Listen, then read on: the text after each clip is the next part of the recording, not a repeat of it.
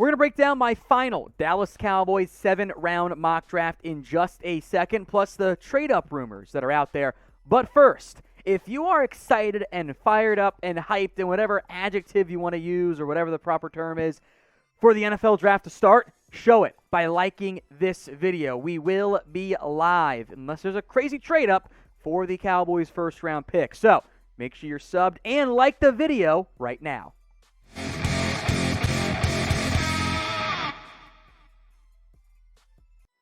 Tom Downey here, as always, for the Cowboys Report by Chat Sports. We're going to break down my final 7-round Dallas Cowboys mock draft. Now, there are a lot trade buzz and whispers and rumors out there around the Cowboys, including with the first pick they have in this year's draft, number 24 overall. For this particular mock draft, I'm not going to do trades, in large part because those are too unpredictable, and I like to present who the Cowboys taking with all their different picks. So we'll make the 9 picks they have. I would not be surprised if they made a trade. There was also the report today from Mike Fisher that the Cowboys are, quote, desperately trying to trade up for a particular player. That particular player is not known. Top 14 was the number. It was the Texans. I am convinced it was the Texans who have, I think, Houston leaked it to drive up more interest for their own pick at number 13 overall. In terms of who the Cowboys could go get, look, if Kayvon Thibodeau falls to 13, if Ike Nkwonu, Evan Neal fall, let's go. Otherwise, I think there are a couple names to keep an eye out for if the Cowboys do want to jump up into the top 15 of their round 1 targets. I think your first-round pick, barring a Mo Claiborne type of move, is on this list right here. I think that Bernard Raymond, Quay Walker, Devin Lloyd are more unlikely options here. Charles Cross could be your trade-up option. Jordan Davis, another name.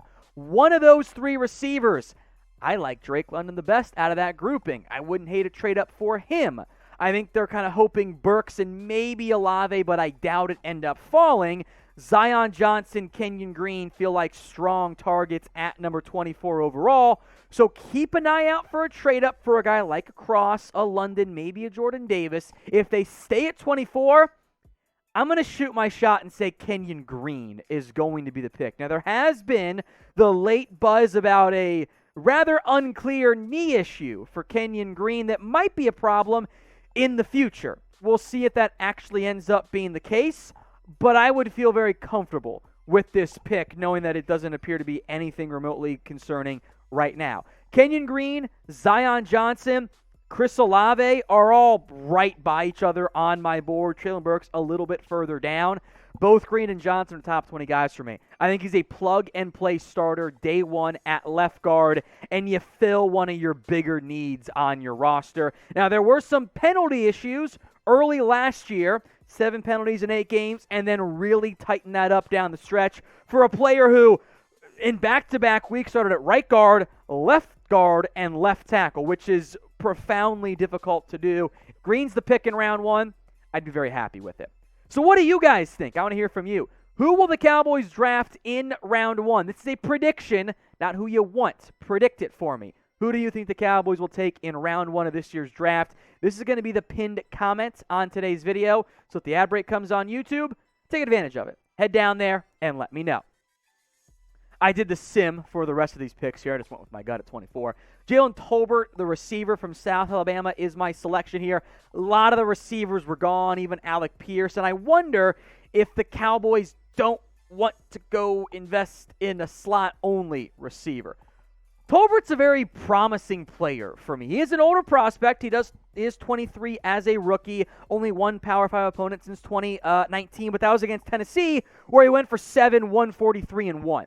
In terms of catches, yards, touchdowns there. A little high on the drop rate, little footwork problems out of the gate, but I think he's an underrated player with a lot of upside in this year's class. He's 60th overall for me. He was my wide receiver 11, and there were 10 receivers off the board when I had the Cowboys making that pick here. He's played some in the slot this year, and I think that inside-outside flex does interest the Cowboys from that standpoint. Not too high on the contested catches. He kind of reminds me a little bit in terms of like being a pretty well-rounded player overall. A little bit of Michael Gallup. Of course, I don't think they're going to play the exact same role, but in terms of I don't see any glaring holes in his game. That's kind of how I thought about Michael Gallup coming out too. Now, we'll be live for the entire 2022 NFL Draft. So if you want, with coverage led by me, every pick, every round, not just the Cowboys, go subscribe to the Chat Sports YouTube channel, youtube.com/chatsportstv. That link will be in the comments section and in the description. All right, round 3, number 86, there is Sam Williams. Dan Quinn finally gets to make his pick. I think Dan Quinn likes Sam Williams a lot. I kind of get the whole, they've shown a lot of interest in him. They're going to let Dan Quinn make a pick to an extent. There are off-the-field issues that have to be thoroughly verified. We've talked about those in the past. Charges that were later dropped for sexual battery. Big flashing red flag, not in a good way there. Cowboys have been okay taking those guys in the past. I get some Whitney Merciless, maybe some Robert Quinn vibes from a player standpoint out of Sam Williams. I have an early third-round grade on him. Top 50 pure talent off the field does ding him for me a little bit there. He can be your substitute pass rusher early on as he learns to become a better run stopper there. I get in terms of how the Cowboys might approach this. If you go way, way back to the Tristan Hill draft, we all knew that they liked Tristan Hill a lot, and I thought they could get him in the third round. They ended up taking him in the second round, late second round. Maybe there's a similar scenario here where the Cowboys take Sam Williams early and then maybe try to find a receiver later on. He is 65 on my board, one of my earlier third-round grades. So what is your confidence level in the Dallas Cowboys drafting? Scale it for me, 1 to 100. The Cowboys overall do a pretty damn good job of drafting. They're not perfect, nobody is, but I trust them a lot more here than I do in free agency. All right, fourth round, number 129 overall, Cade Otton, the tight end out of Washington. Cowboys showed a lot of interest in tight ends this year. Guys like Jelani Woods, Charlie Kohler, Cade Otton, and also Jalen Weidemeyer. Otton is a very good football player whose numbers are not reflected with what he was in terms of what he can do. When you see a player with poor production, which is what Cade Otton has after having 250 yards last season, you have to ask yourself, why was the production bad? Or why did the player not do this? Was it because he's not able to? Was it because he wasn't asked to do it? Or in this particular case, was his quarterback cheeks? And the answer is the latter. The Washington offense was terrible. He was their best player, and they couldn't find a way to get him the ball. I think he's a solid blocker in space, not elite. I actually think there is some Dalton Schultz to his game, but I like Otton in the fourth round. Did not do the athletic testing because of an ankle injury, which required surgery, so do keep an eye on that. All right, let's go to pick number 155 overall. We're now in the depths of the Cowboys' fifth-round picks. Damari Mathis out of Pitt. I like the value here. I don't need to take a corner, but I've got a third-round grade on him. I get some Ronald Darby, Desmond Trufant vibes from an athletic standpoint here for Damari Mathis. And his arm length, almost 32 inches, does fit what Dan Quinn tends to like. 6 pass breakups, 2 interceptions. Tested like a really, really great athlete. I like him a little bit better more in the short areas of the field than I do truly deep downfield. He does fall for some double moves. Too many penalties. He's grabby, does not trust himself at times, but I liked what I saw on film for Damari Mathis. Allowed 50% completion rate right there. He's got to tighten up some of the mistakes, some of the issues. To get him in the 5th round, I think is immense value. I've got Mathis all the way up on my personal board as a third rounder. So that level of value for me was, I simply could not pass on it at that particular point. Mathis checked in at number 91 overall. Then again, we never thought Bradley and I was going to be there, but interesting. All right, let's go to pick number 167. Let's get some offensive line depth. Guys, talk about a lot in the past. Max Mitchell, 4th round grade for me. I don't think he's going to be a starter for you, but it does give you some options as a potential swing tackle and a right tackle. A lot of reports from guys like Dane Brugler, Lance Ryan, the coaches and scouts have really had high praise for his leadership and for his toughness. I think the technique is pretty good. That's fairly common for those Louisiana boys. They're coached up well for the Raging Cajuns. And that's a big reason why a lot of their coaching staff is now at Florida, by the way. Not the biggest guy. Sub 300 pounds at the Senior Bowl. Got over that number at the Combine, then did not test that well. There are power concerns. He's a less athletic version for me of Connor Williams, but I'm taking him in the 5th. That's just fine as far as I'm concerned. All right, let's continue on in round 5. Now number 176, JoJo Domann, the linebacker from Nebraska, 4th round grade for me. Interesting player in terms of how he was utilized by the Cornhuskers. He was not asked to be a typical in-the-box linebacker. He was almost a nickel corner for the Huskers, which was kind of interesting. 6'1" and change, 228 pounds. I think if you ask him to do zone coverage, he's fine there. Man-to-man, I didn't like it that much, but if you put him on running backs, he'll be just fine. I think he's being overlooked a little bit. Again, above average testing. He's just an undersized player at 228. I think the size will bring him down. If you guys remember Joe Iwabune, the former Bears, I think I got that pronunciation right. Probably should put that in my notes so I have it there.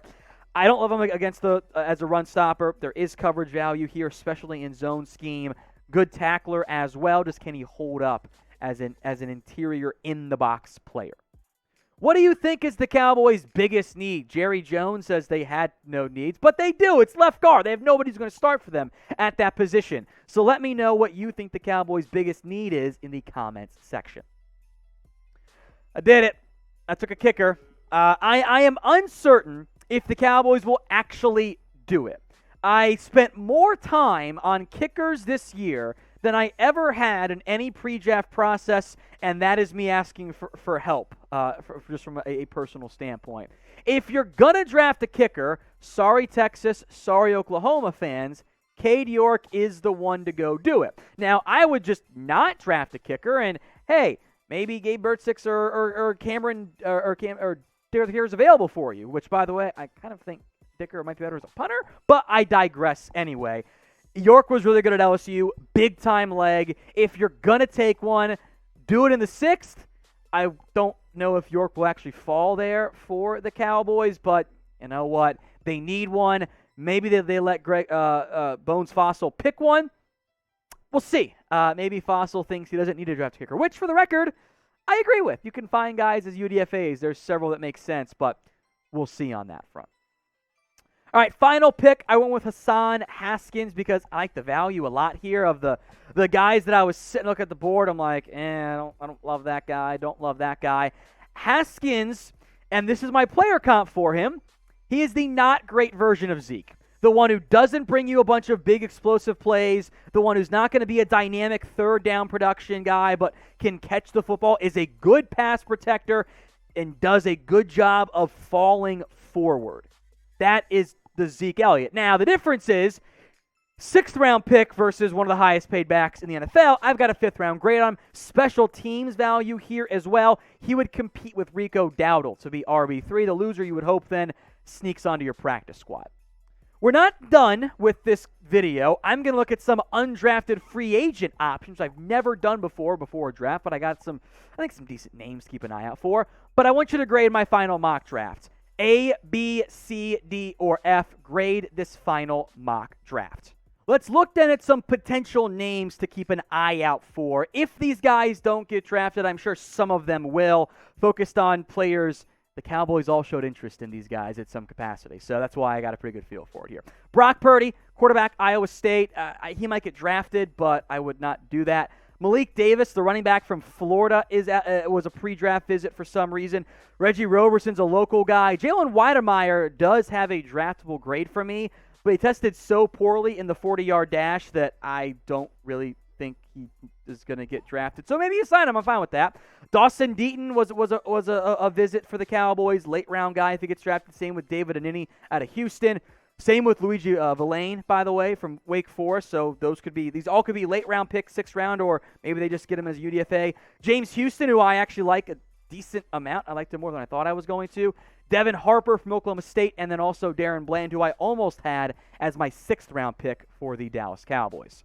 If you want more Cowboys coverage, hit me up on Twitter. I'll be trying to tweet some, but most of my coverage during our draft is going to be on the Chat Sports channel. But follow me because I'll put out links for that as well at What Going Downey.